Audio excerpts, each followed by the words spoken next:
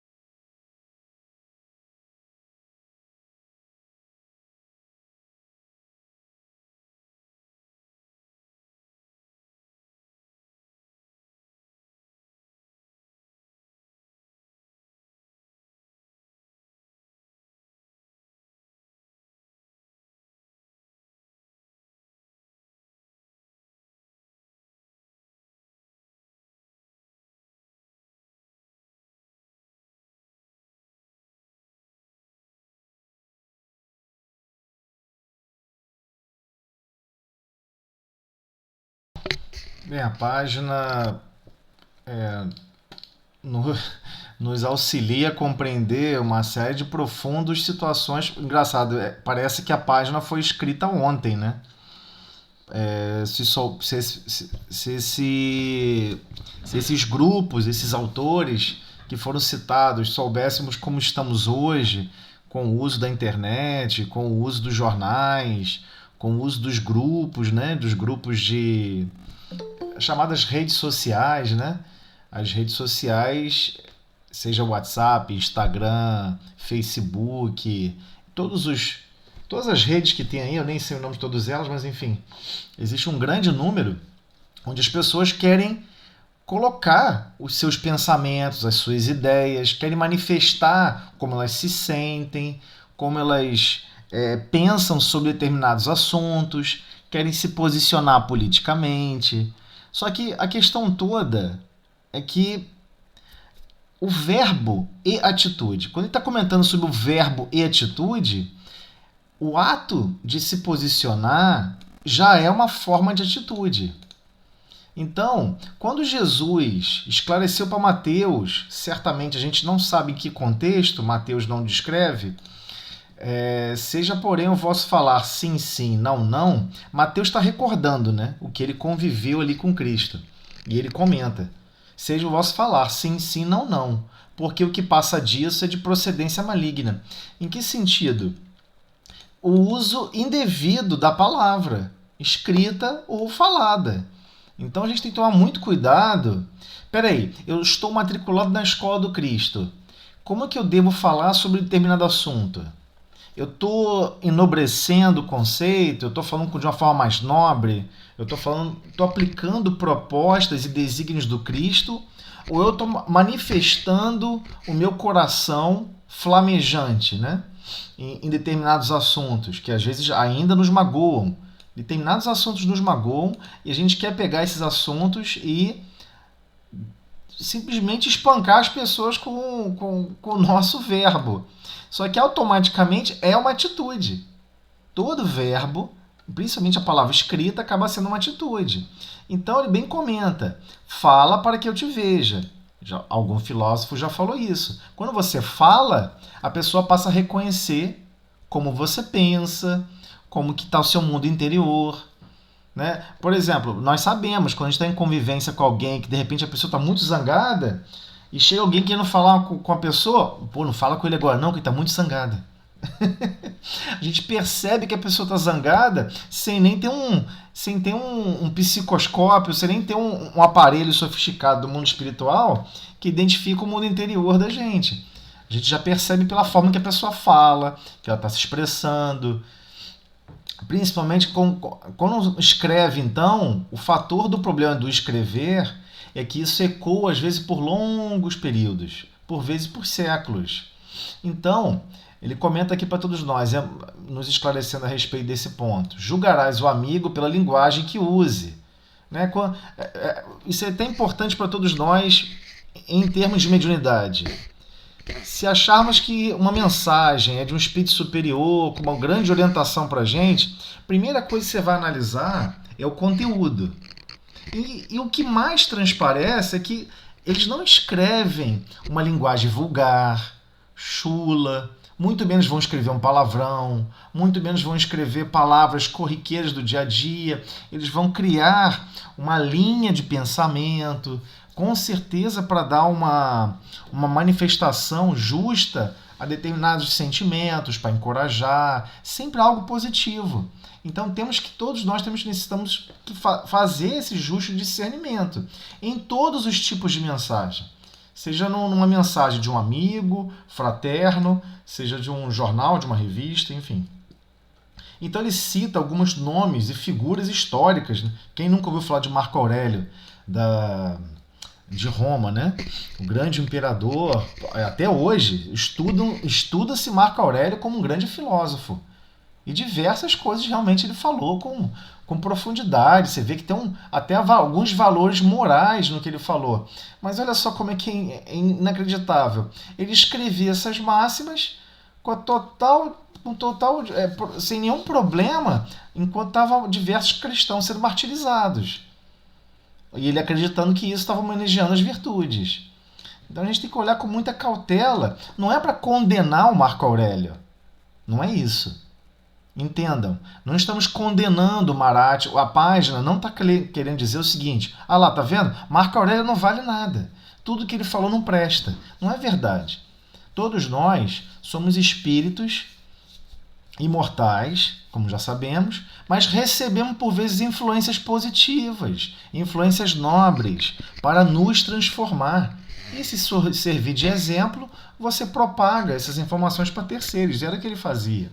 Mas certamente ele tinha uma missão muito nobre. Assim como todos nós, antes de reencarnarmos, temos missões super nobres. Você vai fazer isso, você vai fazer aquilo, deixa comigo. Eu vou fazer tudo, não tem problema. Mas chega aqui e a gente se perde. Então, nós vamos perceber aos poucos que a espiritualidade não deixa de enviar diversos missionários para a área da política, para a área da saúde, para a área da educação. Agora, cada um deles possui seu livre-arbítrio. Então, é possível sim cada um falhar. Entendeu? Como você pode sentar, escrever sobre diversas máximas, né? Diversas frases de efeito, grandes reviravoltas, imaginando como melhorar a dignidade humana, a hombridade, e depois você está massacrando pessoas indefesas. Não faz o menor sentido. Mas esse é o problema de todos nós. Vivemos em conflito o tempo inteiro. Então, não só Marat usava muito bem a palavra, Marco Aurélio escrevia com muita sabedoria. O Werther de Goethe é um poema citado, se vocês botarem na internet, Werther de Goethe, ou então procurar estudos literários sobre isso, todos ficam maravilhados pela capacidade de escrever, pela capacidade de coordenar as ideias, mas sempre traçando lógicas, induzindo ao suicídio. Induzindo ao suicídio. Então, o que adianta escrever tão bonito? Fez rimas ricas, estruturas gramaticais tão belas, mas no final está induzindo a pessoa ao suicídio. Então, igualmente, ele comenta: declarações de guerra são, de modo geral, documentos primorosamente lavrados. Né? Há toda uma declaração. Quando você vai escrever, cada um de nós aqui, se buscarmos as declarações de guerras oficiais, das guerras oficiais, vamos observar, a pessoa tem que justificar a declaração, né? Quando vai declarar guerra contra o país oposto, ele escreve declarando que está lutando pela liberdade, pela isonomia, pela igualdade, e cria um documento que parece que você está falando até de outra coisa, nem é de guerra. Parece que você está falando, sei lá, sobre uma libertação do espaço. Mas no fundo, o que ele representa no final do documento? A miséria e a morte para milhões de pessoas. Porque nem sequer a pessoa que escreveu o documento, ele não vai pegar em armas e ir para o campo de batalha. Nunca. Não vai fazer isso. Então, há jornalistas e escritores aí que falam muito sobre o nosso dia a dia, da nossa vida, que figuram na galeria dos mais sábios filólogos. Né? Filólogos aqui no sentido de grandes estudiosos sobre a escrita, sobre a palavra, dá o significado da palavra. O cara sabe, você pergunta para ele, essa palavra é de que origem? Ele fala sobre o radical da palavra, conta a história da palavra, que foi derivado do grego, que na Grécia usava aquela palavra assim, assado. Então, impressionante. Mas só que, na maioria das vezes, ele está escrevendo em que sentido? Criando entusiasmos para o sangue, para a lama, para agravar as situações, para dificultar ainda mais e acentuar os sofrimentos da humanidade. Então, o que adianta falar com tanta veemência, deixar tão claro, se o conteúdo da mensagem ele é pobre moralmente falando? Então ele comenta de uma forma bem interessante aqui nesse trechinho que está destacado. A instrução cerebral, ou seja, você aprender a falar bem, escrever bem, que são os pacotinhos de informações que a gente recebe na chamada escola tradicional, porém, quando sem bases no sentimento, isso aqui que é importantíssimo, sem bases no sentimento, é semelhante à luz exterior. Aí parece que a frase ficou sem sentido, né? Não, mas ficou com sentido. Ela está iluminando caminhos, ela está iluminando diversas situações. Mas qual é a qualidade da chama? Qual é a qualidade da origem dessa luz? Então ele comenta: a luz da lâmpada disciplinada, que auxilia e constrói. E a luz no fogo descontrolado que incendeia e consome. Então você pega aquele fogo que está lá consumindo uma floresta. Ué, é luz. É luz, não deixa de ser luz. Mas é uma luz que está propagando destruição e mortes e, enfim, devastando regiões. Então temos que ter muito cuidado quando observarmos grandes escritos. Só o escrito parece uma poesia e todo mundo fica nossa, quase que todo mundo fica hipnotizado pelo texto. Mas o texto às vezes é pobre de sentimentos. Não tem base nenhum de sentimentos. Às vezes até contrário à fraternidade, contrário ao bem-estar coletivo, contrário a todos e qualquer princípio de moral e de justiça. Justiça para todos, é claro.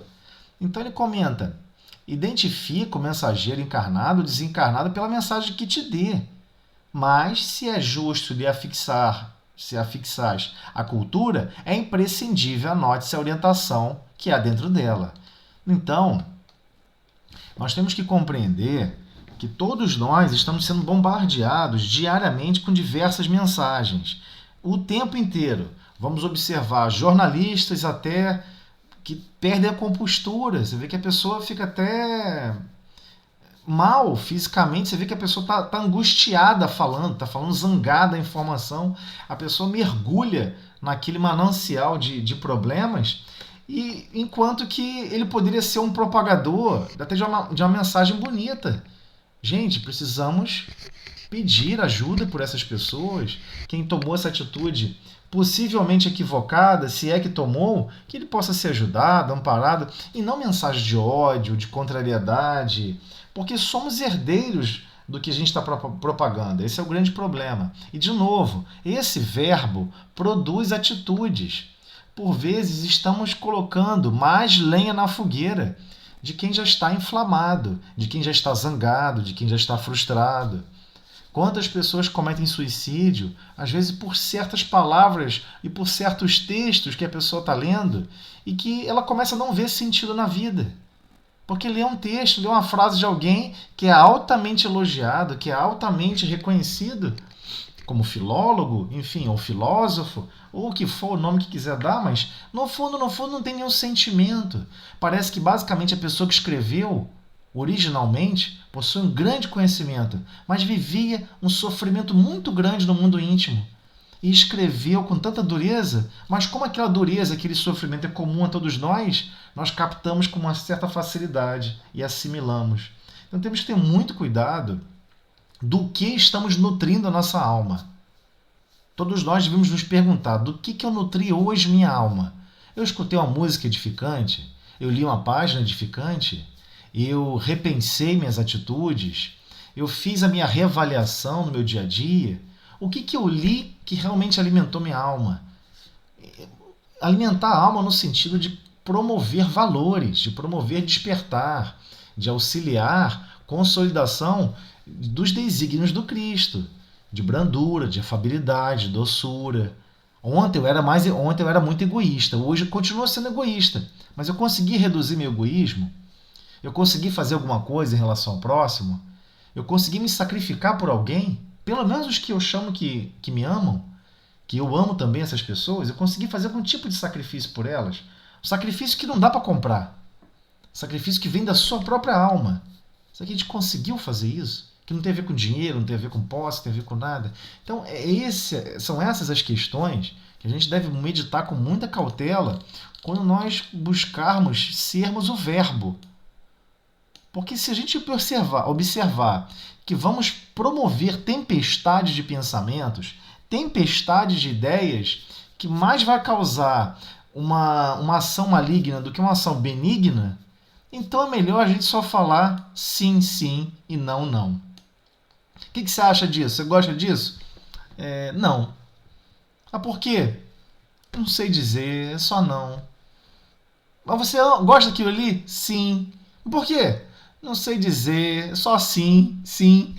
Parece que está debochando, mas não é. Ele está comentando. Por vezes, a pessoa não vai ser receptiva e vai ser uma procedência maligna, no sentido que só vai causar guerra, descontentamento, injúrias. Um vai começar a atacar o outro, porque cada um de nós gostamos de estar com a verdade, mesmo não estando no ato de tentar estar com a verdade.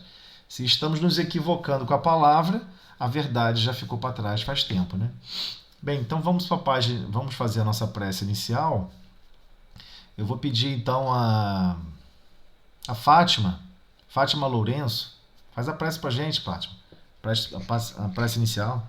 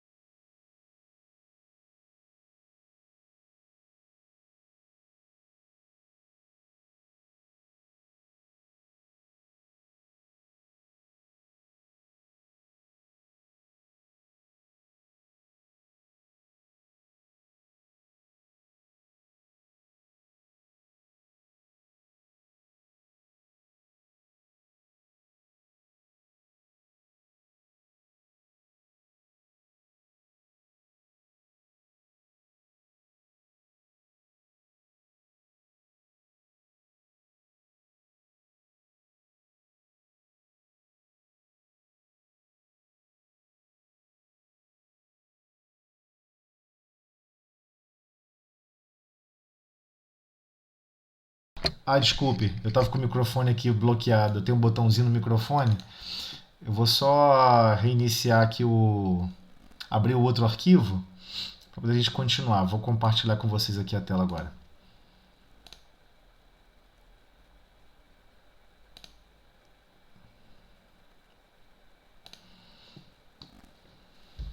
Pronto. Todos conseguem ver aí? Sim. Ok. Então, na semana passada nós fechamos o item 12.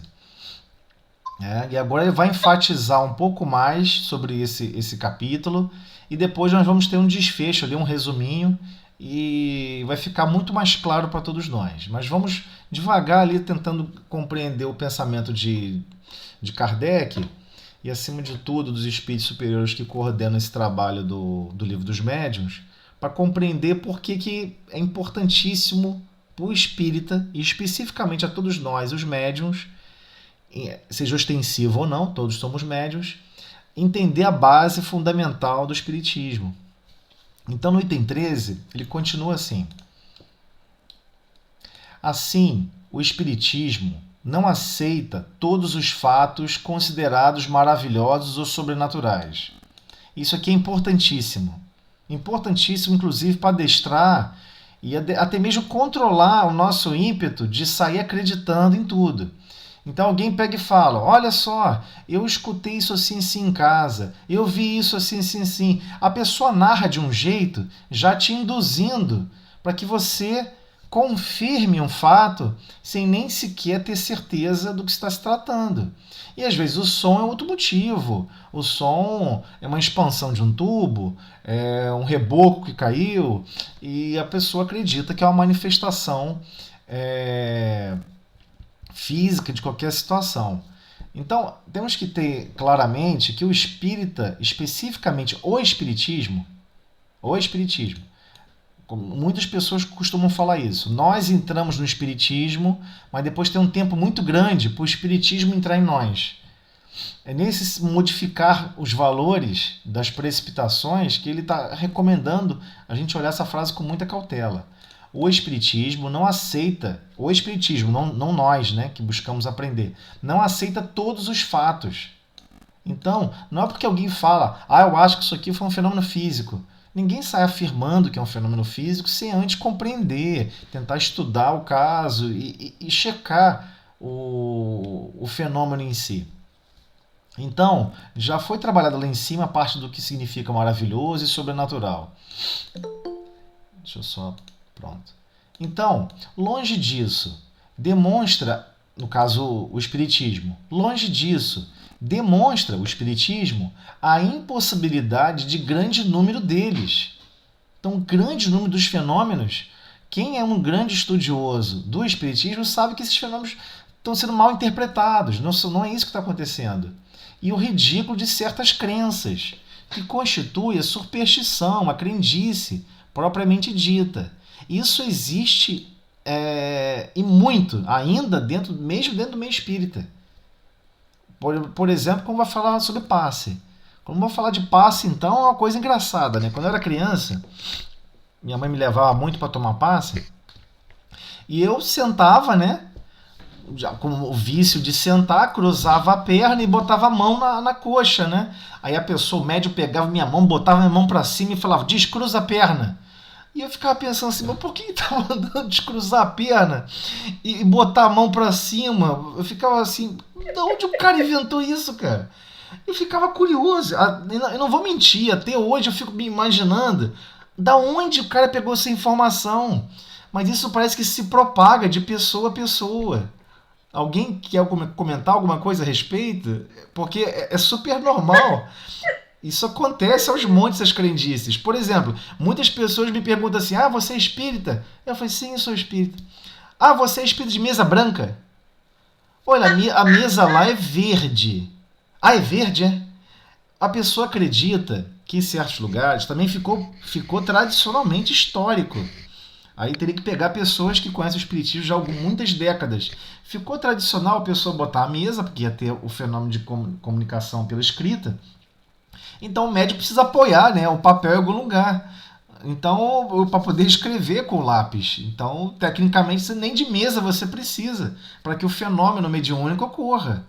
Não, mas tem pessoas que ficam fixadas. Tem que ter um pano branco. Tem que ter uma jarra com água. Tem que ter isso. Então, mas isso são crendices. Como ele bem coloca, são superstições que a pessoa... Você imagina, para dar um passe, você queria forçar a pessoa a ficar com a mão para cima. É até uma coisa estranha, né? Quase uma violência. Mas era super normal na minha época. E aí você que fosse falar alguma coisa. A coisa ia ficar complicada. Então, nós temos que começar, à medida que a gente estuda cada vez mais, a gente vai desvinculando esses vícios de convivência, esses vícios que são ligados a conceitos, sabe lá quem inventou, porque continua se propagando. Né? E igual a roupa, né? Igual o vestuário. Você usar só a roupa branca. Exatamente. Acredita todo mundo que a cor da roupa altera alguma coisa. Então, nós temos que compreender e entender cada vez mais, com mais profundidade, o que é o fenômeno mediúnico e o que é o fenômeno espírita que nós estamos estudando. Então, todos os fenômenos que estão relacionados à casa espírita, seja o passe magnético, seja a própria reunião mediúnica em si, temos que compreender como que a reunião ocorre, como tudo se processa. Quanto mais nos aprofundarmos em relação a isso, mais livre, mais liberta vai ser a nossa consciência no dia a dia e especialmente na convivência na casa espírita, especialmente na reunião mediúnica. Então ele continua assim. Só para fechar a frase aqui, longe disso, demonstra a impossibilidade de grande número deles e o ridículo de certas crenças, que constitui a superstição, ou seja, a crendice, propriamente dita. É exato que, no que ele admite, há coisas que, para os incrédulos, aquelas pessoas que não acreditam em nada, os descrentes, são puramente do domínio do maravilhoso, ou por outra, da superstição. Mas, ao menos, discute apenas esses pontos, porquanto, com relação aos demais, nada há que dizer e pregais em vão. Então, Kardec vem trabalhando o questionamento em relação a isso. Se você acredita que é simplesmente isso, é alguma coisa puramente do domínio do maravilhoso, da superstição, ok. Quer você acreditar nisso? Ok. Tá bom. Então acredite que seja isso. E comece a conversar e investigar. Mas o que é esse maravilhoso? O que é essa superstição? Da onde vem essa lógica? Existe alguma lógica fundamentada nisso? Porque quando você começar a investigar, você está estudando. Quando você começar a querer perceber o fenômeno, você está estudando. E quando você está estudando, com certeza você vai encontrar a verdade. É inevitável. Vamos encontrar a verdade sempre que estivermos decididos a não desistir de encontrar a verdade. É nisso que ele está comentando aqui. Então ele prossegue.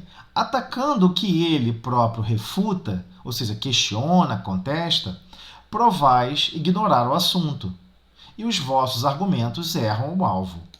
Então, ele está comentando igualmente daquelas pessoas que estão negando completamente o fenômeno e não quer nem conhecer o básico para poder gerar um raciocínio que possa questionar, contestar, né?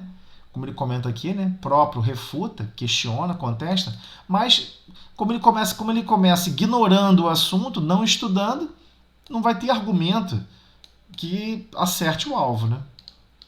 Então ele prossegue. Porém, até onde vai a crença do espiritismo? Perguntarão. Então, aí vem a sugestão. Quer descobrir até onde vai a crença do espiritismo? Lede, observai, sabê-lo-eis. Então, leia sobre o assunto. Vá observar, vá saber, ou seja, adquira o conhecimento. Só com o tempo e o estudo se adquire o conhecimento de qualquer ciência. Então ele está deixando bem claro. Kardec está deixando claro. O espiritismo é uma ciência. Para você adquirir, requer tempo e estudo. Ora, o espiritismo, que entende, ocupa-se, né, chega à conclusão, com as mais graves questões de filosofia.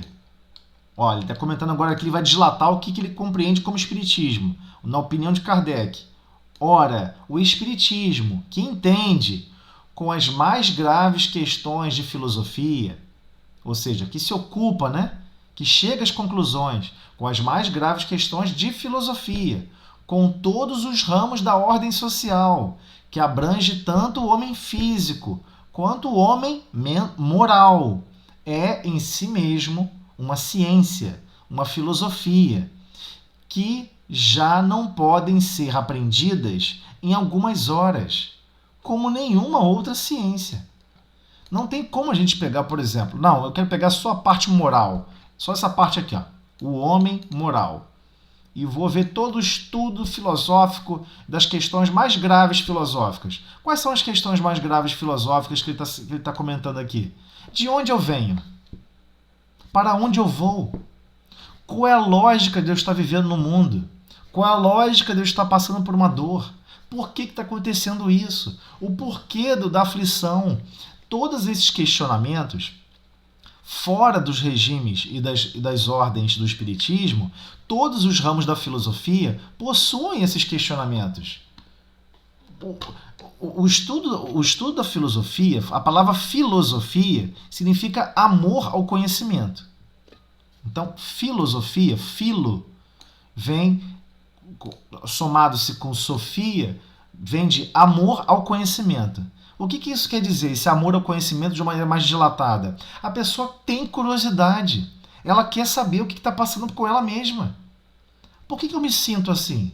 Por que eu nasci dessa mãe e não da outra mãe? Por que eu nasci num lar rico ou num lar pobre e não num lar islâmico ou num lar japonês? Enfim, por que acontece isso? Por que acontece e se desenvolve dessa maneira? Esses são os grandes questionamentos filosóficos, especialmente quando a pessoa está beirando o efeito final, que é trocar o vestuário, ou seja, trocar o corpo físico. Você vai ter que deixar o corpo físico para trás pelo fenômeno chamado morte. Quando chega esse momento mais próximo, todo mundo quer ser filósofo, todo mundo quer estudar, todo mundo quer ganhar sabedoria e conhecimento de uma hora para outra. Só que não tem como ganhar conhecimento de uma hora para outra, requer tempo. Então ele está comentando que o espiritismo abrange tudo isso. Ele comenta aqui, ó, todos os ramos da ordem social, que abrangem tanto o homem físico como o homem moral, e é em si mesmo uma ciência, uma filosofia, que já não pode ser aprendida em algumas horas. Então é muito, muito estranho alguém chegar para você e falar assim, fala para mim resumidamente o que é o espiritismo. Aí você pergunta assim, mas você quer que eu resuma o espiritismo? Ah, tá, quero. Então tá bom. Resume pra mim química orgânica.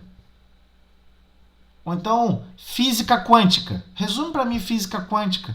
Não dá pra resumir. Não tem como você chegar assim e falar em 2, 3 minutos de conversa o que é o espiritismo. É uma complexidade extremamente grande. Só o encadeamento aqui dos pensamentos de Kardec, só se tratando do livro dos médiuns, já é algo denso e pesado, porque envolve uma parte científica muito grande. E obrigatoriamente uma parte filosófica. Porque todos vamos ter que nos questionarmos o porquê está acontecendo. Todas as vezes que não queremos conhecer o porquê aquele fenômeno mediúnico está acontecendo, o porquê, quando começamos a usar o porquê, estamos filosofando. Queremos entender o sentido das coisas. Quando queremos entender o sentido das coisas, aí é o ramo que está estudando a parte filosófica. E a doutrina espírita explica em gênero, número e grau vários aspectos filosóficos importantíssimos que todos nós nos perguntamos. Ué, de onde eu venho? Para onde eu vou? Né? Tem várias crianças que se perguntam, por que eu não nasci sabendo ler e escrever? Por que eu tenho que aprender a escrever de novo? Porque, e são questionamentos válidos. E temos que ter essa curiosidade, temos que passar a nos bombardear de perguntas. Por que isso está acontecendo? Por que quando eu estava conversando com fulano, com Beltrano, eu fiquei zangado? Ou eu briguei? Ou eu, de repente, fiquei indiferente? Eu não pude me envolver? Ou seja, o que está acontecendo aqui com o aspecto moral? O que está acontecendo com essa base moral da constituição do nosso mundo íntimo? Ou seja, é uma ciência. Não tem como você explicar em 2, 3 minutos de conversa. Porque diversas pessoas vão chegar perto da gente curiosos. E o mesmo acontece quem está fora do corpo físico. Por vezes estamos em casa estudando, ou lendo um livro, ou nos perguntando, nos questionamos uma pergunta, nosso pensamento é acessível, e por vezes outros irmãos desencarnados, mesmo estando desencarnados, possuem a mesma dúvida. Não é porque desencarnamos que sabemos para onde nós vamos, ou para onde deveríamos estar indo, o que deveríamos estar fazendo. Então todos nós temos curiosidade, muito mais do que curiosidade, mas há necessidade de preencher os porquês. Alguém quer falar alguma coisa? Fátima? Não, eu acho interessante exatamente isso que você acabou de falar.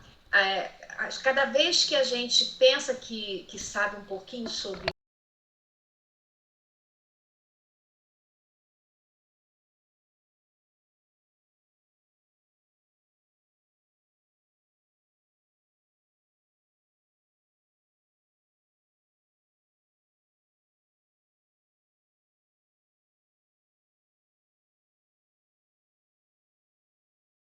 algumas respostas, se você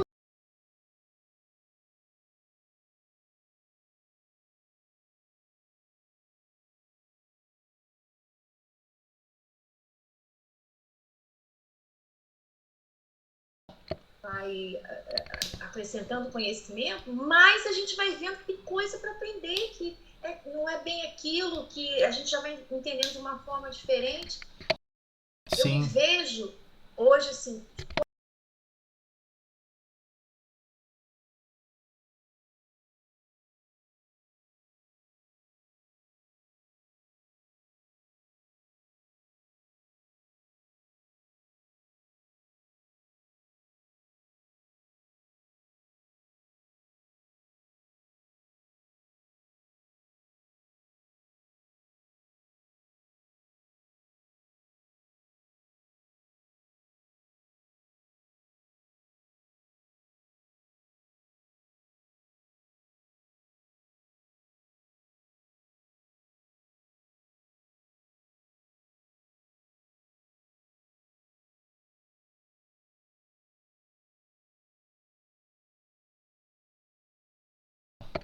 Porque parece que é má vontade, né? isso. Parece até que a pessoa... Exato. Caramba, a pessoa tá de má vontade, não quer me contar lá Ou então, olha lá, ela está estudando. Ou então o caminho contrário. Pô, ela está estudando tanto tempo, não consegue resumir em Não três consegue, palavras. não consegue falar. Exatamente. Complicado, né?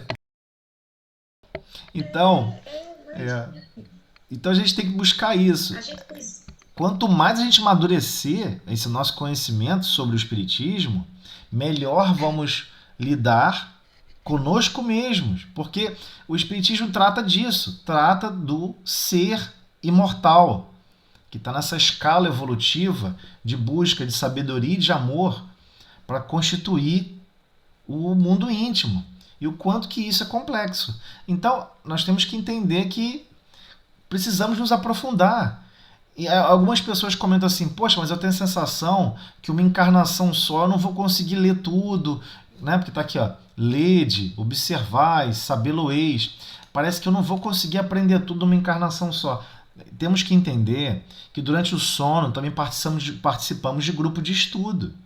Só que durante o sono, antes de dormir, na hora da nossa prece, a gente tem que pedir: Senhor, que eu possa ir em grupos de estudo, que eu possa participar de estudos mais profundos, que vão tocar dentro da minha alma, vão arrancar todas as ervas daninhas da dúvida e eu vou ter aquela certeza do meu norte, o que eu tenho que continuar marchando. Eu quero ir para esses lugares, eu quero conhecer, eu quero cada vez descobrir mais.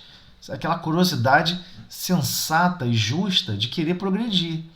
Então, quando nós buscamos qualquer conhecimento, né, com esse fulgor, né, com toda essa vontade, pode ter certeza, fora do corpo físico, estudamos. Estaremos participando. Como também ocorre a reunião mediúnica fora do corpo físico. Porque imagina, se só ocorresse a reunião mediúnica no corpo físico.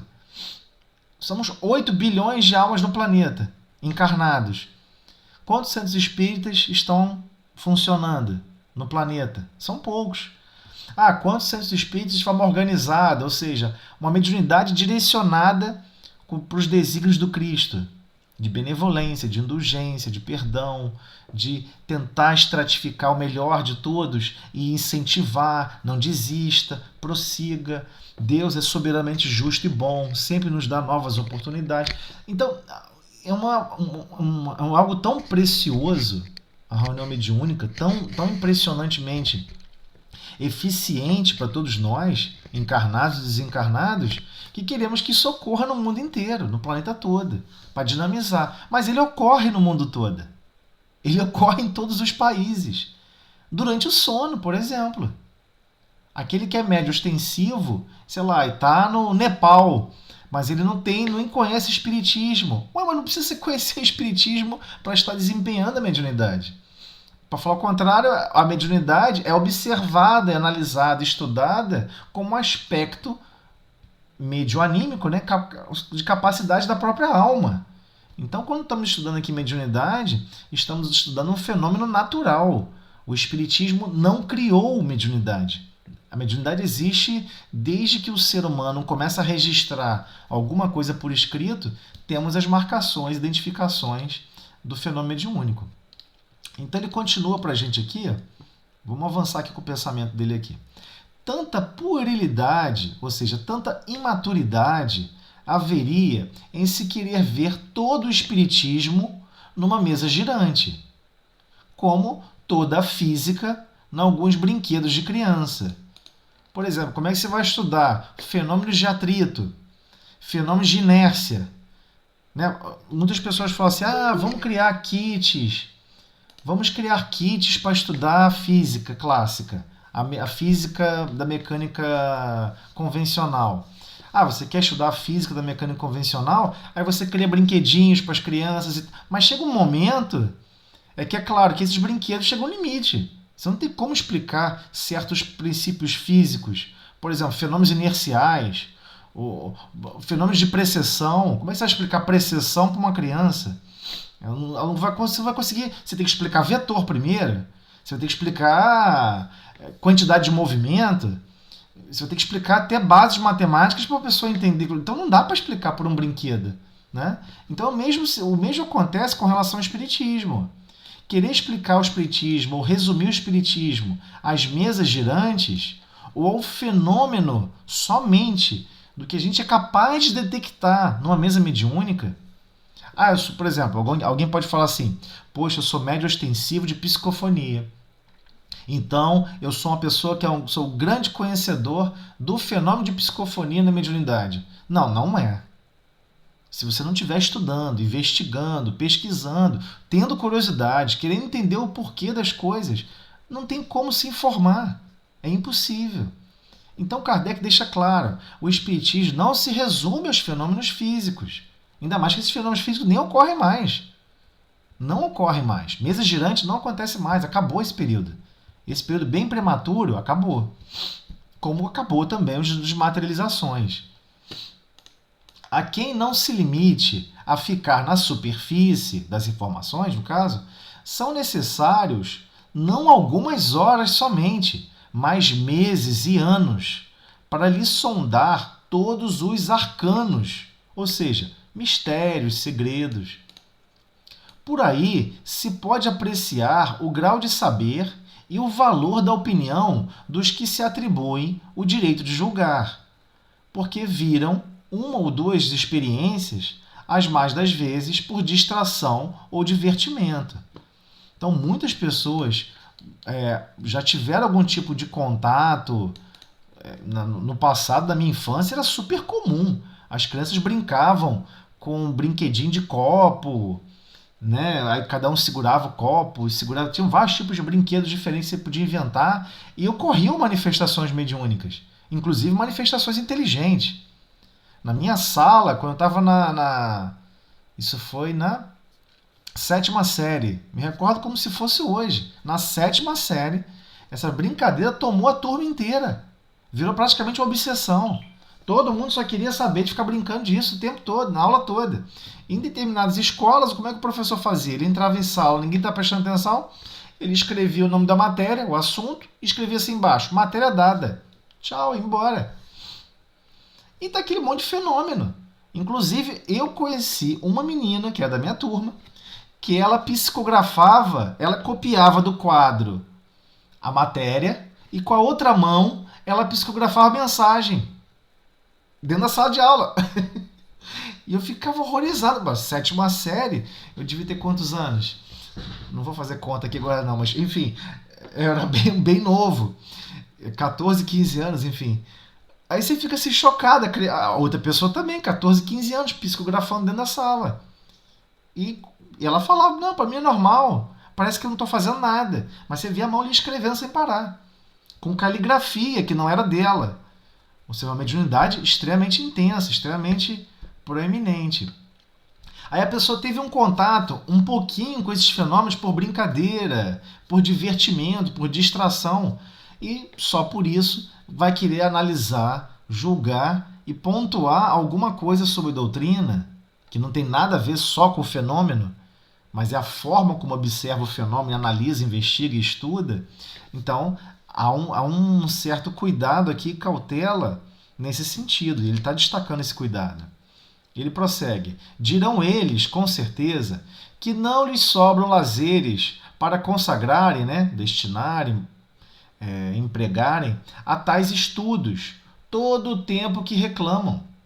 Está bem. Nada a isso os constrange. Mas quem não tem tempo de aprender uma coisa, não se mete a discorrer sobre ela, e ainda menos a julgá-la. Se não quiser que o acoimem, ou seja, que a classifiquem de leviano, ou seja, a pessoa irresponsável, insensata. Mas é engraçado, hoje em dia, tudo é assim. Nós estamos vivendo uma época super estranha. Se Kardec estivesse vivendo hoje aqui encarnado, ele estaria chocado com todo mundo. Caramba, todo mundo tem uma opinião formada sobre tudo. Ninguém chega e fala assim: pô, desculpe fulano, isso aqui eu só ouvi falar, eu não sei nem o que comentar a respeito. Não, a maioria comenta, fala, descreve. Existe um ímpeto dentro das pessoas hoje em dia que querem falar, julgar, condenar. Então o que ele está comentando aqui: não se mete a discorrer sobre ela e ainda menos julgá-la. Se não quiser o que a acoimem, ou seja, que a classifiquem de leviano. E a maioria das vezes, no nosso dia a dia, fazendo aqui uma ponte com o que ocorreu na página inicial, a maioria das vezes é isso mesmo. O texto, a palavra escrita, o julgamento, a forma de se reportar, existe um ar ali de leviandade, de maldade por trás, infelizmente. Ora, quanto mais elevada seja a posição que ocupemos na ciência, tanto menos excusável, ou seja, desculpável, é que digamos levianamente de um assunto que desconhecemos. Né? Como é que você, por exemplo, se torna um grande estudioso de química, né? Estudou profundamente, sei lá, 10, 15, 20 anos dedicado à química e de repente você quer falar de uma forma irresponsável e insensata sobre um outro colega que trabalha na parte de química, só porque você não gosta dele, você tenta. Não tem desculpa, é excusável, né? Você não pode misturar as coisas. Tá chateadinho com a pessoa? Vá lá e se acerta com ela. Agora, a química não tem nada a ver com isso. Igualmente, o espiritismo não tem nada a ver com isso, com os nossos infortúnios de sentimentos atrozes que trazemos uns para com os outros. Alguém tem alguma pergunta? Queira fazer pergunta? Semana passada eu fui lembrado de que tem pessoas às vezes que colocam perguntas no chat. Eu só tenho uma dificuldade aqui, que eu tô manipulando 2 telas e 3 programas ao mesmo tempo. Então às vezes eu não consigo abrir o chat. Então eu vou pedir depois para a Sandra Rivelli, se tiver pergunta no chat a respeito, que às vezes a pessoa não quer, né, se manifestar oralmente, nominalmente, e quiser fazer uma pergunta anônima, não tem problema nenhum, a gente tenta responder aqui. Se a gente não conseguir responder, a gente busca, lógico, específico aqui no tema, a gente busca outros subsídios. Tá ok? Alguém? Andréia, tudo... Tranquilo. Ana? Tosélio, Sim. eu também, assim, esse item me fez lembrar de uma pessoa que eu conheço que ela duvida muito dessa questão, duvida muito. Ele foi bem criterioso aí, né? Sim. Também aquilo, muita dúvida também, você acha, acho que tem que ser assim com equilíbrio, né? Então, mas esse é o problema, né? Nós não somos exatamente espíritos equilibrados, nós não estamos ainda nesse ponto. Aí a importância da indulgência, né? A tolerância, temos que saber tolerar as pessoas, é normal. Eu fui chamado a minha vida toda de Tosélio Macumba, para tudo quanto é lado. Escola, aonde os... É sério, aonde eu tava, o pessoal, Tosélio Macumba, não sei o quê. E tinha pessoas que tinham medo de mim. Não falavam comigo, por medo. Porque falavam que eu era macumbeiro, ih, caraca, o Tosélio, ele vai em sessão, não sei o quê. Bullying. Não, mas na minha época, bullying era uma coisa natural, era totalmente normal, entendeu? Todo mundo aceitava o bullying e vivia com ele. E o que eu posso fazer? Eu não podia fazer nada. Eu não tinha como sentar para a pessoa explicar, entendeu? Mas assim, tinham pessoas que tinham medo de mim, sério. A pessoa sentava na mesa, quantas vezes, mesmo na faculdade, sentava na mesa, a pessoa levantava e saía, cara. Me olhava com medo, morria de medo. Nossa. Natural, eu respeitava, entendeu? Não tem problema nenhum. Faz parte do dia a dia. Não, eu estou falando nessa questão, ele está falando aqui sobre a questão de nós estarmos sempre assim,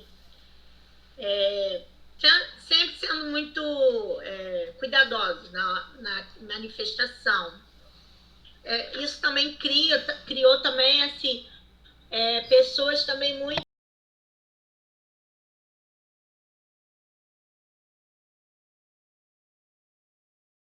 Não, então, mas o que acontece, Ana? Eu já conversei com pessoas que vieram me fazer perguntas de forma, assim, que queriam realmente conhecer o espiritismo. Aí falaram assim uma vez pra mim, poxa, se tivesse uma prova física... Eu falei assim, olha, essa pessoa com quem eu conversei durante muito tempo era um físico, formado em física, dava aula em universidade, física. Eu falei, olha, se você conhece profundamente o William Crookes. Ele, conheço. Claro, tubo de Crookes. raios catódicos, ele é da área de física, ele conhece isso em profundidade. Pois é, ele escreveu um livro. O original está aqui em francês e tem edição em português, teve a tradução. Mas se você quiser ler em francês, ele lê em francês fluentemente, você pode ler também em francês. Mandei o livro para ele. Tá aqui, Fatos Espíritas. William Crookes fez experiência por 3 anos. Ele, não estou acreditando que foi o William Crookes. Eu falei, foi o William Crookes. Como é que ninguém fala sobre isso? Não é que ninguém fala. Doutrina Espírita fala, todo mundo fala. Só que o contexto hoje de divulgação dessas informações é altamente controlado. Não se pode divulgar isso abertamente, porque há um controle. Hoje a informação flui na mídia, em todos os lugares. Informação tem dono. E tem pessoas que controlam as informações com objetivos. Né? Os objetivos são profundos. Então a gente tem que tomar muito cuidado nesse sentido. E eu conversei com ele, falava abertamente. E várias vezes ele falava assim, poxa, mas é um absurdo, você fala com uma confiança. Eu falei, cara, olha só, você não precisa acreditar em mim, cara. Daqui mais uns 50 anos você não vai estar mais vivo, não. Você vai deixar o corpo físico. É verdade. Lá você vai descobrir tudo. Tudo bem. A questão é, você pode fazer igual um filósofo, é o outro filósofo que ele conhece profundamente. Pascal. É uma unidade de pressão que a gente usa na engenharia, na física, que é chamado Pascal, unidade de pressão. Então, por exemplo, unidade de força por metro quadrado. Né? Newton por metro quadrado. É Pascal. Ou então, quilograma-força por centímetro quadrado. É a unidade de pressão. Então, o Pascal ele é famoso na física. Mas ele é um filósofo incrível. Ele escreveu coisas específicas, ele acreditava profundamente. E ele comentou, tem um comentário de Pascal que ele fala assim, olha, eu não sei se existe reencarnação ou não, mas vai que existe.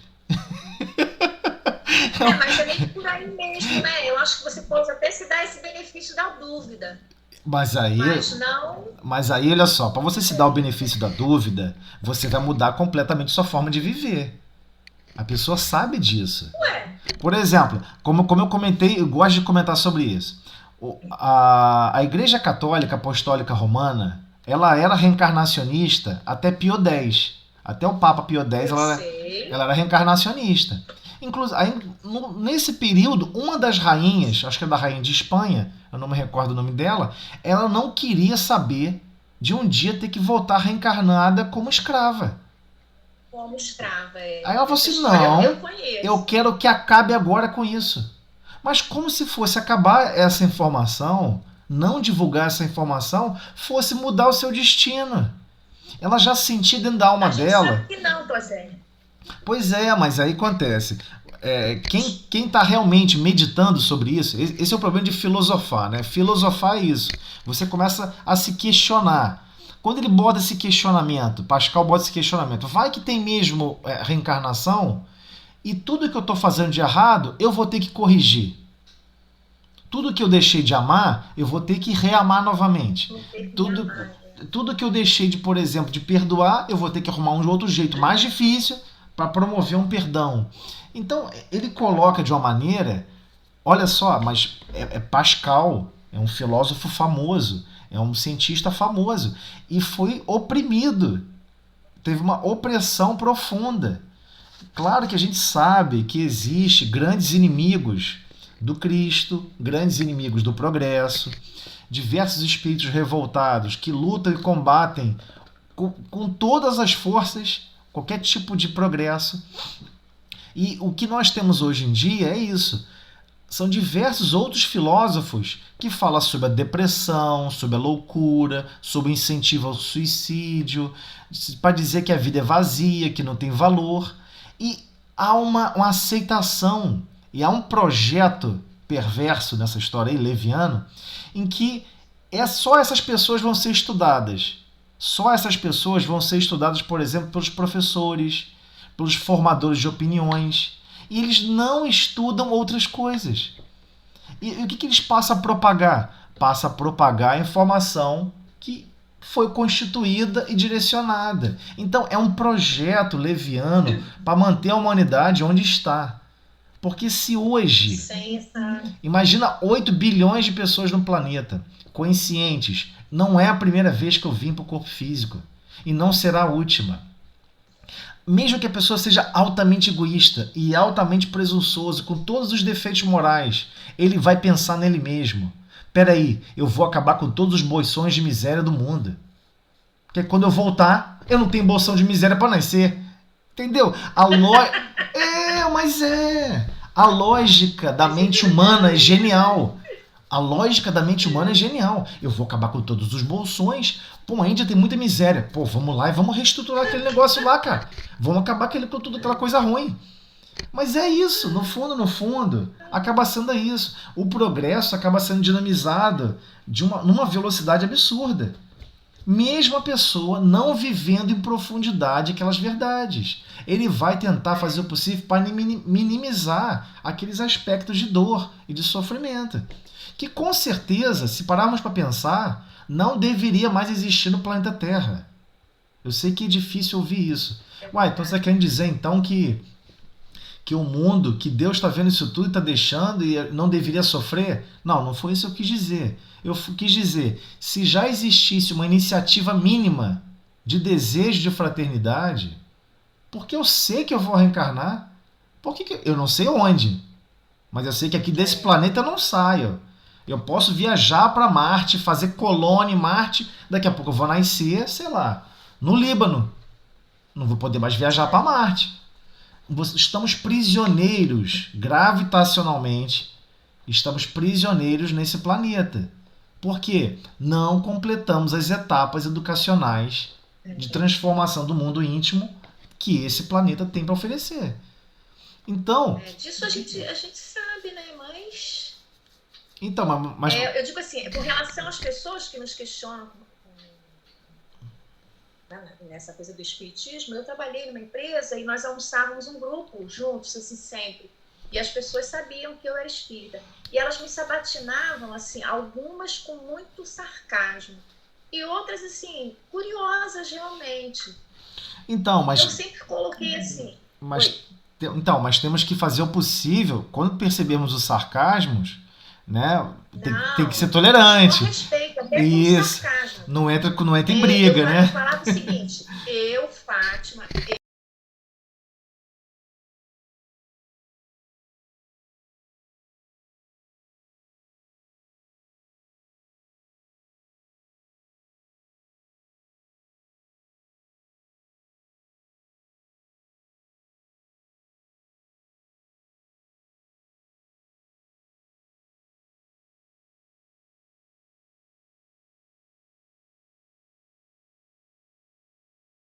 Perguntinha, mas... Não, claro, isso ocorre. Sempre uma ideia, entendeu? Sim. Ficava sempre um que refletia um pouquinho e achava que fazia sentido, tinha lógica aquilo que estava se falando. É muito interessante, né? Porque, no fundo, a gente vê que as pessoas têm essa necessidade realmente, né? É pouco. As informações que elas têm não responde às dúvidas delas. Mas elas seguem o líder, seguem a massa. É igual o gado. Vai todo mundo naquela ideia e até aquele momento da dor, né? Aquele momento crucial da dor, que faz com que você comece a buscar. Quando esses conhecimentos forem realmente recebidos, vai causar um dinamismo no planeta muito rápido. E vai chegar esse momento. Não que vai ser empurrado goela abaixo. Não vai ser empurrado nada goela abaixo. Cada um no seu tempo. Mas a gente custa entender isso, né, Tozelli? Eu tô falando assim, você é espírita de berço, é diferente. Se você nasce num berço espírita, você já cresce com esses conceitos. Por exemplo, seus filhos já estão crescendo, participando. Sim. É diferente de quem, assim que nem eu, já de mocinha, depois dos 35, começou a ver, começou a buscar seriamente, a se comprometer realmente, a se... Sim. Quer dizer, enfim. Mas pra gente é diferente, entendeu? A gente vai, assim, aprendendo no tapa mesmo, vai vendo que é um compromisso, você assume um compromisso com você mesmo. Sim, Você não assume, você por isso, né? mas assim, por isso que Kardec vem falando, e aí você comentou várias vezes isso em profundidade. A gente chega na doutrina, né, doutrina espírita, aí conhece um pouco, conhece mais um pouco. Primeiro a gente conhece no sentido de uma participação, como no passado, né? Como é que a gente participava de qualquer grupo religioso? A gente participava de uma maneira submissa no seguinte sentido: eu não tenho que ser o grande compreendido, eu não tenho que ser o grande compreendido sobre a palavra de Deus. Eu não vou ser padre. Isso era assim que se É, falava no passado. Eu não tenho que compreender a lógica de tudo. Para isso existe o padre, para isso existe o pastor. Nas várias denominações religiosas, diversas pessoas se privam de evoluir, de crescer, por comodismo pessoal. A pessoa, mas nada impede que na doutrina espírita a pessoa faça o mesmo. Ainda mais na doutrina espírita, não tem ninguém dizendo que não existe regras na doutrina espírita. Não existe sacerdócio, não existe dogmas, não existe nada disso. Você está estudando e se empenhando para descobrir. lideranças, né? Eu falo isso pro meu marido, não Não, existe liderança não, no não mundo existe. espírita, não. Todo mundo ali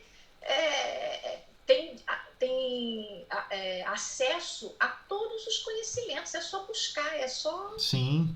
buscar. Eu lembro muito de Chico Então, Xavier no programa Pinga Fogo. Quem nunca viu, depois assista.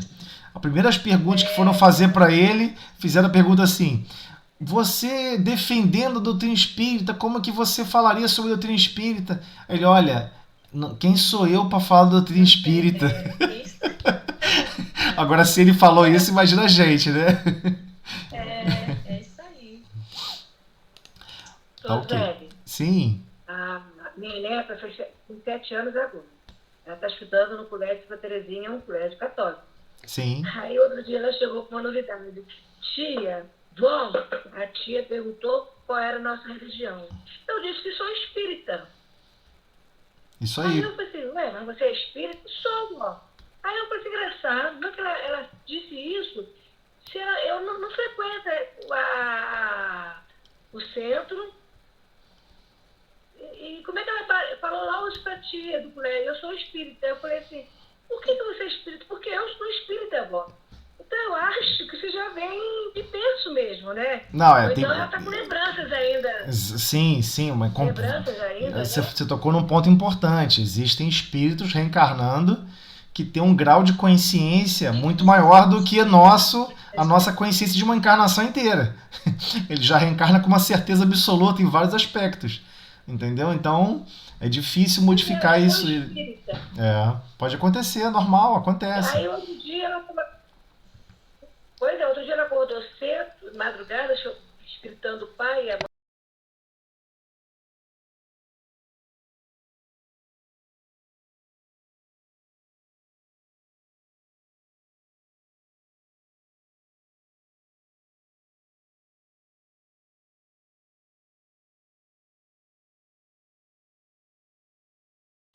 Porque Então, estudando um pouco mais Kardec, estudando mais, inclusive compreendendo um pouco mais ali o Livro dos Espíritos e outras obras, nos é informado que a encarnação não se completa efetivamente simplesmente quando a criança nasce, né? Até os 7 anos de idade não se completou totalmente. E ela vive com uma certa naturalidade os dois mundos. Então ocorre crianças falando, tô aqui brincando com um coleguinha. Aí a pessoa fala, coleguinha imaginário. Ela cria na mente dela. Não, ela não está criando na mente dela, é não. verdade. Às vezes está realmente interagindo com o espírito criança que está ali convivendo com ela. Nada demais, não é motivo para pânico, nada disso. Há um motivo de entender com naturalidade, é claro. Mas sim, existem espíritos que estão reencarnando que têm uma fibra de certeza de certos aspectos, mesmo não participando de determinados conhecimentos, de determinadas convivências. Né? Já foi Ela não vai, registrado. já vai para pandemia, ela não foi indo. Sim, já foi registrado, por exemplo, em diversas Ela só foi no reportagens. é só uma vez que ela foi no centro. Então, mas ela se identifica, ela já se identifica, ué. Ela tem que se permitir essa liberdade, né? Então, vamos continuar aqui, ó. Item 14. Vamos ver agora o resuminho que ele fala sobre esse capítulo, que é muito importante. Ele dá um resumo aqui muito legal sobre tudo que já foi abordado aqui em cima e que é fundamental para todos nós compreendermos. Item 14. Resumimos nas proposições, ou seja, nesses tópicos, né, seguintes, o que havemos expendido, ou seja, explicado, exposto, né? Primeiro, todos os fenômenos espíritas têm por princípio a existência da alma, sua sobrevivência ao corpo e suas manifestações. Então, ele está falando de manifestações dessa alma, ok? Então, todos os fenômenos espíritas possuem, por isso que ele bateu tanto fortemente lá em cima, com todas as lógicas apresentando esse caminho da existência da alma, sobrevivência ao corpo e as suas manifestações. Segundo, fundando-se numa lei da natureza, esses fenômenos nada têm de maravilhosos, nem de sobrenaturais, no sentido vulgar dessas palavras. Ou seja, ele classifica e deixa claro que a sobrevivência da alma, a existência, a sobrevivência e as suas manifestações são fundamentadas em leis da natureza. Que não, com certeza a ciência da Terra não necessariamente se debruça com essas intenções de compreendê-la.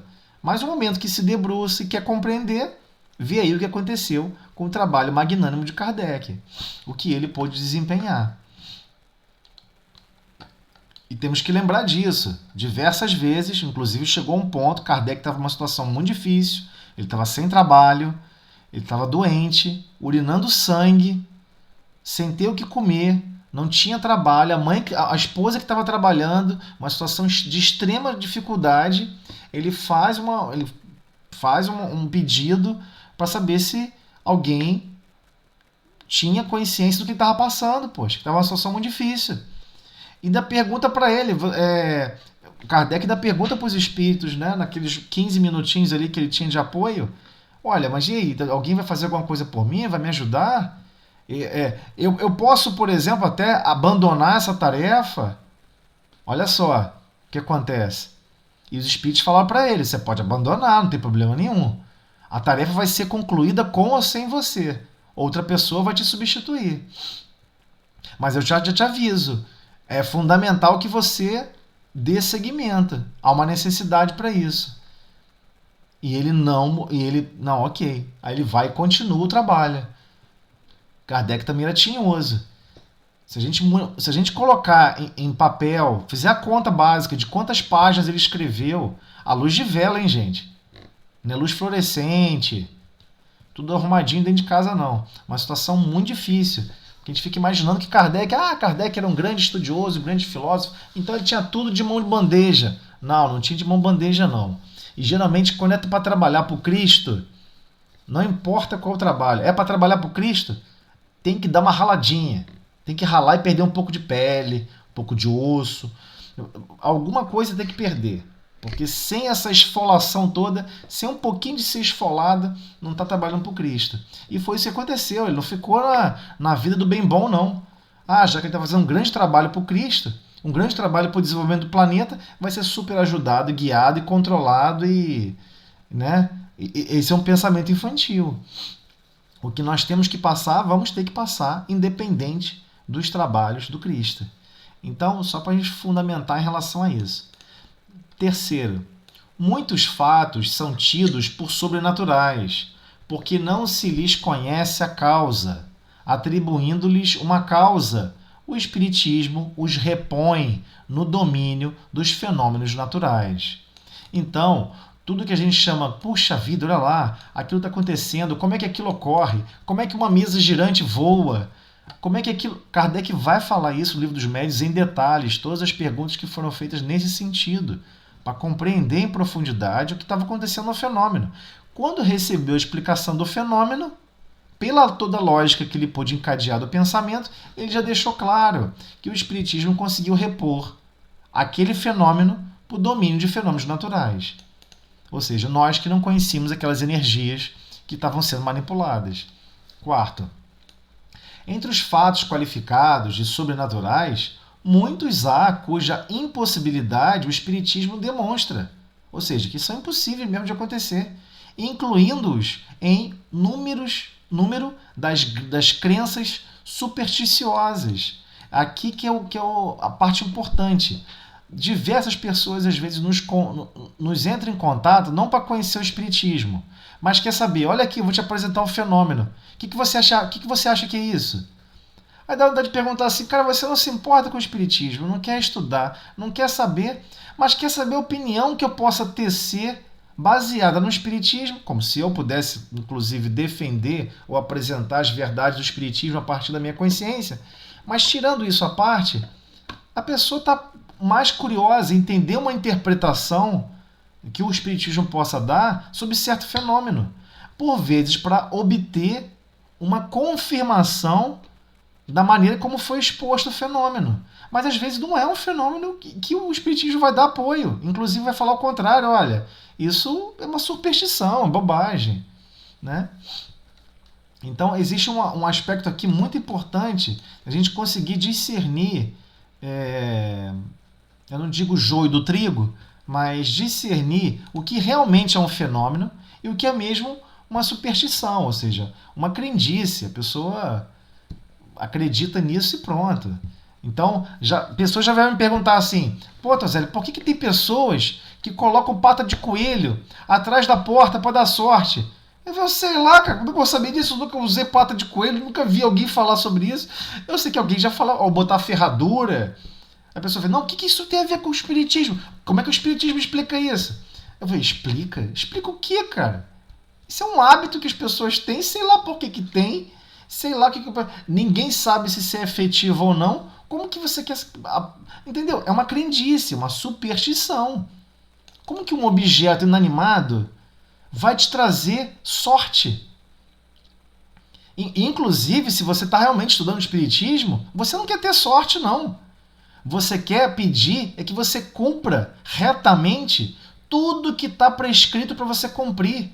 E que se Deus lhe permitir, por acréscimo de misericórdia, que você possa cumprir mais 10, 20% de alguma coisa a mais que lhe possa ser utilizado em benefício como espírito imortal. Você não quer ter sorte. Você quer ter desempenho. Essa é a diferença. Mas como é que você vai explicar isso para alguém que não é espírita? Olha, o espírita não procura sorte. O espírita não procura se dar bem. Ele procura fazer o seguinte, é fazer o bem, não é se dar bem, é fazer o bem. O que eu posso me desdobrar em agir no bem? Ele só se preocupa com desempenho. Como é que eu faço para ter o máximo desempenho segundo os desígnios do Cristo? Como é que eu posso fazer o máximo desempenho para estar nas máximas de caridade do Cristo? Benevolência para com todos, indulgência para com as imperfeições alheias, perdão das ofensas. Nós precisamos praticar a caridade. Que está claramente, a doutrina espírita deixa em ritas garrafais. Fora da caridade não há salvação. Salvação do quê? De si para consigo. Estamos cansados de sermos prisioneiros de nós mesmos. Então, o Espiritismo não cria explicações de superstições. E não cria explicações de fenômenos que ele não estuda, não entende, não conhece, não lida. E se apresentar o problema para ser estudado, precisa ser estudado, investigado, analisado com muita cautela, para não cair em crendices, em superstições. Ok? Prosseguindo, quinto, se bem reconheça um fundo de verdade em muitas crenças populares, o Espiritismo, de modo algum, dá sua solidariedade a todas as histórias fantásticas que a imaginação ha criado. Então, vários aspectos são de imaginação. E alguns são de imaginações comerciais.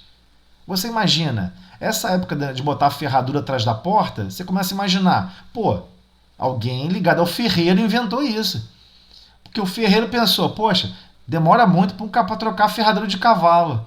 Mas se todo mundo botar uma ferradura atrás de cada porta, eu já consigo vender mais 60 ferraduras para cada bairro. Então, tem muito mais um apelo comercial do que um apelo de justificativa útil para um espírito imortal, né? E para os destinos que nos são constrangidos aqui na Terra. Sexto, julgar do Espiritismo pelos fatos que ele não admite é dar prova de ignorância e tirar todo o valor à opinião emitida. Então, por vezes, alguém vai falar assim, você acha que isso aqui é um fenômeno mediúnico? Não, eu acho que não. Aí a pessoa fala, ia lá, tá vendo? O espiritismo não consegue entender e explicar esse fenômeno. Ah lá, viu como é que o espiritismo é pobre? Mas como é que você vai emitir um julgamento só porque ele não admite alguma coisa? É dar prova de ignorância e tirar todo o valor à opinião emitida. Então, esse aspecto aqui também é importantíssimo, explicitamente em relação quando estamos lidando no dia a dia uns com os outros, inclusive quem não é espírita. Sétimo, a explicação dos fatos que o Espiritismo admite, de suas causas e consequências morais, forma toda uma ciência e toda uma filosofia que reclamam estudo sério, perseverante e aprofundado. Aqui Kardec fecha em letras garrafais. Estudo sério, perseverante e aprofundado. Porque não necessariamente um estudo é sério, muito menos perseverante, muito menos aprofundado. Eis o motivo pelo qual, se queremos realmente crescer nesse conhecimento, Kardec deixa o caminho. Estudo sério, perseverante e aprofundado. Oitavo, e o mais longo, né? Depois ele começa outro item. Vou fechar aqui esse oitavo.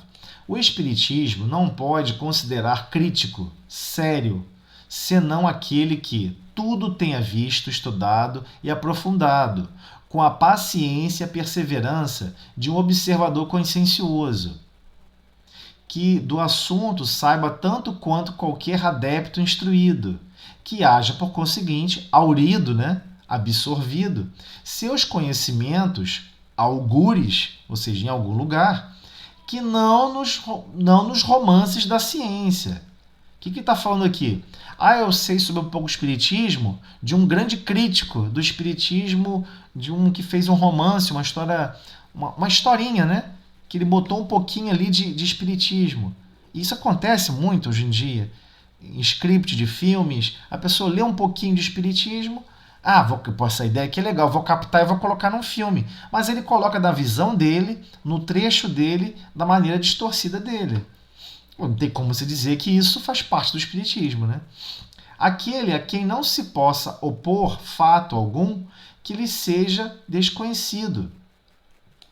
Nenhum argumento de que já não tenha cogitado e cuja refutação, ou seja, a resposta, faça não por mera negação, mas por meios de outros argumentos mais peremptórios, ou seja, mais precisos e inabaláveis. O que ele está querendo dizer com isso? Isso aqui tudo, essa frase toda que ele quis dizer. Olha, a pessoa começa a se envolver um pouquinho, começa a investigar ou pensar no assunto. Eu acho que isso aqui é impossível. Eu acho que o espírito falar com os mortos é impossível. Mas, no caso, o espírito desencarnado falar com os vivos é impossível. E quem está encarnado falar com quem está desencarnado é impossível. Mas, meu amigo, você buscou a informação a respeito? Você não pode simplesmente sair negando. Não, eu não acredito e pronto. E só porque você está negando, isso vai impactar num fenômeno natural. Eu não acredito na lei da gravidade. Eu não acredito no campo magnético da Terra. Não tem a ver com você acreditar ou não. Ele existe independente de você ser adepto dessa verdade ou não, de você concordar com ela ou não. Ela está lá funcionando. Então é disso que ele está querendo dizer para todos nós. Então aquele, finalmente, que possa indicar para os fatos averiguados causa mais lógica do que a que lhes aponta o Espiritismo. Se ele conseguir fazer isso, aí ele comenta, tal crítico ainda está por aparecer. Ele vai dar uma contribuição a mais para o Espiritismo que Kardec não conseguiu ver. Mas Kardec deixa claro, tal crítico ainda está por aparecer. Mas Kardec, nesse resumo, e fechando nesse item 8, ele deixa claro para todos nós, todos aqueles que estão envolvidos com o Espiritismo, que estão envolvidos com mediunidade, têm que buscar conhecer Desculpa. Tem que buscar conhecer em profundidade as informações já levantadas, já compreendidas, já absorvidas. Aqui ele está falando sobre o crítico, sobre as críticas que ele recebia, mas temos que entender que mesmo o médium, ele pode estar em crítica, ele pode estar em negação. Eu não acredito que está acontecendo esse fenômeno. Eu não acredito que esse pensamento... Eu acho que esse pensamento é meu. Muitas pessoas que vão para a mesa mediúnica no exercício da psicografia, é engraçado. A pessoa responsável da reunião fala, bota a pontinha do lápis no papel. Se vier um pensamento, uma ideia, uma vontade de escrever, escreva, sem preocupação. E diversas pessoas depois, às vezes argumentam. Puxa vida, me veio uma ideia, um pensamento, mas eu achei que não era meu, achei que era meu. Eu mesmo estava pensando aquilo, não escrevi não. Escreva, qual o problema se for seu? É um exercício. Mediunidade também passa pelas suas bases de exercícios, né? Então, existe todo um pilar aqui para fundamentar o médium. Porque parece, poxa, mas Kardec parece estar só escrevendo para defender o espiritismo. Ou parece que ele está escrevendo para mostrar como argumentar com as pessoas. Não é isso. Ele está mostrando. Temos que ter base de conhecimento de nós para conosco mesmos. Primeiro, porque senão qualquer pessoa nos convence até mesmo largar a mesa mediúnica. A largar o espiritismo. Que isso, cara? Você está aí se matando de estudar. Você está aí se matando de preocupações. Querendo ser uma pessoa boa hoje. Vem pra farra com a gente, pô. Vamos queimar essa encarnação com coisas para se divertir. Deus quer a sua felicidade. A pessoa começa a falar essas coisas para você e você acredita que é verdade. Porque no fundo, é aquela velha história que Chico Xavier explica muito bem para todos nós. Uma vez perguntaram para Chico, como é que você poderia explicar o que é o pecado? Né? Como é que você fica nessa sensação de dúvida em relação de si para consigo para julgar o que é certo e errado? Olha, ele comenta, isso é igual, por exemplo, a sua relação ao ver que você está fugindo de um cachorro. O cachorro feroz está correndo atrás de você e você está fugindo. Mas você está doido que ele te pegue. Então a gente tem que parar de nos enganarmos. Nós gostamos de nos enganar. Ainda tem uma satisfação em relação a isso. E passar a buscar a verdade. Mas buscar a verdade dá trabalho. Buscar a verdade requer muito esforço individual. Não depende de terceiros. Então temos que fazer o possível para compreender e sedimentar, ou seja, colocar dentro do nosso mundo íntimo essa certeza. Eu sou um espírito imortal. Já vivi diversas vezes. Estou aqui com as possibilidades da mediunidade. E eu quero que essa mediunidade seja em companhia com Cristo. Eu não quero ser médio do mal, eu não quero ser médio do equívoco, médio da palavra torta, médium que só pessoas podem me usar para propagar ódio, tristeza e amargura. Não, eu quero ser médium para ajudar essas pessoas que estão passando por diversos problemas, mas não para provocar problemas. Eis aí a mediunidade junto com Cristo, né? Alguém deseja falar alguma coisa? Nosso tempo já estourou. Semana que vem a gente continua no item 15. Andréia? Roseli, temos um comentário. Pode ler para mim, por favor? Eu vou ler ou fica para a próxima semana? Não, pode ler. Pode ler. Tá, só um minutinho. Não sei se estou correta. No filme do Divaldo Franco, ele brincava com um espírito de criança. Chama Índio. Então, mas ele na condição de infância, ele na condição infantil, né? Ele naquela época, sim, ele brincava. Narra isso no filme. É uma lembrança justa em relação ao que a gente estava comentando. A criança, por vezes, tem seus amiguinhos imaginários e alguns não são tão imaginários, não. Não está no modo imaginativo da criança, imaginando um outro coleguinha. Não está imaginando, não. O coleguinha está ali e ele está vendo. Ele está interagindo, está brincando. É natural. Ele lida, inclusive, narra no filme, né, que ele lidava isso com total naturalidade, como diversas crianças lidam com total naturalidade. Ele não precisa ficar afirmando que está vendo uma criança desencarnada. Isso é percepção nossa, de adulto. A criança lida com tudo com muita naturalidade, né? Mais alguém? Andréia, Gisele. Gisele Kalili da Silva, fica à vontade, tá, Gisele, para fazer perguntas. E eu gostaria de deixar claro para vocês, se não quiser fazer pergunta aqui, pode fazer pergunta lá também no WhatsApp, Legal, né? obrigada. Tá bom? Pode fazer perguntas lá também, Legal. mas é importantíssimo a gente perceber isso e compreender. Mediunidade é um processo, é um fenômeno de uma alma, ou seja, um espírito de fora do corpo físico, a capacidade dele pensante, de pensamento, né? Se propaga até o nosso pensamento. O processo funciona mente a mente.